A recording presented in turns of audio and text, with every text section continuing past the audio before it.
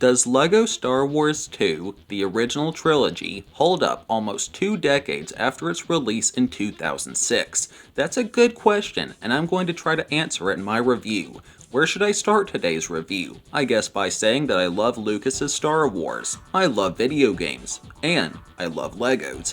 Combine the three together, and you get something awesome. What do you want me to say?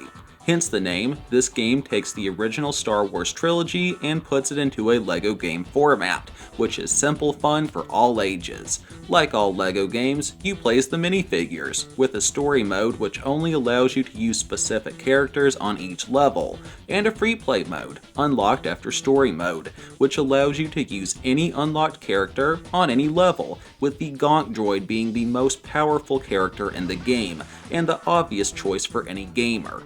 Okay, just kidding. Ghost Obi-Wan is probably my fave character. He's my favorite Star Wars character, and the Ghost version is invincible. So yeah, 10 out of 10 for Ghost Obi-Wan Kenobi. Now, the game has many different classes of characters, all with their own abilities required to do certain things, like Jedi and Sith characters being able to use the Force, droids being able to open doors, blaster characters having grappling hooks, etc. And while you unlock at least one character from every class by beating the story mode, you can purchase more characters at the cantina using studs, the in-game currency, with more popular characters like Boba Fett or Darth Sidious having higher price tags than something like a generic snowtrooper or a Lobot.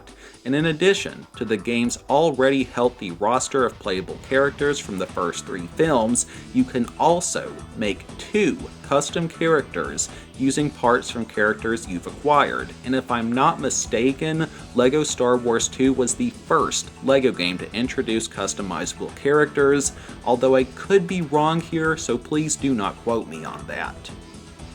Moving on to discuss the gameplay, this game is comprised of 16 levels, with a mix of boots on the ground and piloting levels, where you operate starships, and I prefer levels where you played as minifigures. The gameplay is pretty simple: run around, destroy things, collect studs and various other collectibles, like red power bricks and canisters, used for building statues in the main hub/cantina, then you do various tasks like opening doors or fighting enemies, which is pretty simple, lots of pressing X over and over again, although this game does hold a couple cool boss fights, like Emperor Palpatine, Boba Fett, and the Rancor, with the final Palpatine boss probably being my favorite.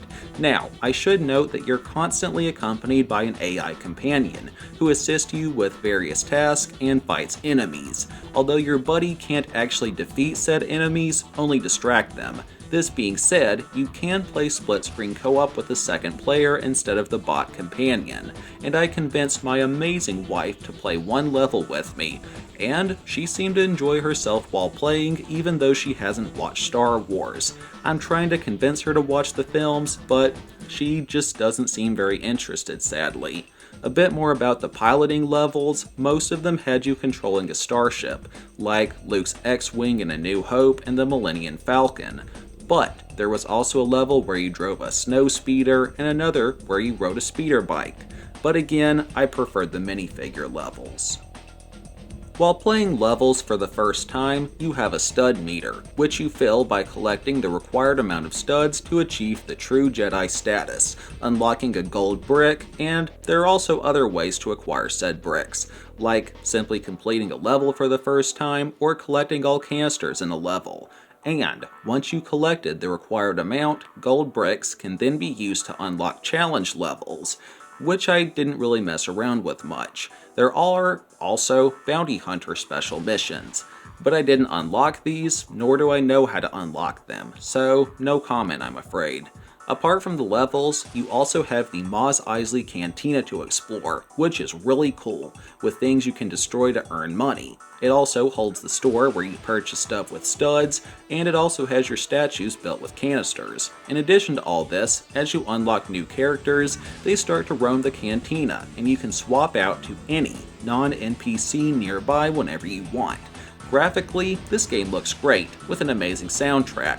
It did have a couple minor glitches here and there, but nothing to get super worked up over, and this title overall ran well except for one time a level glitched and forced me to restart it from the beginning.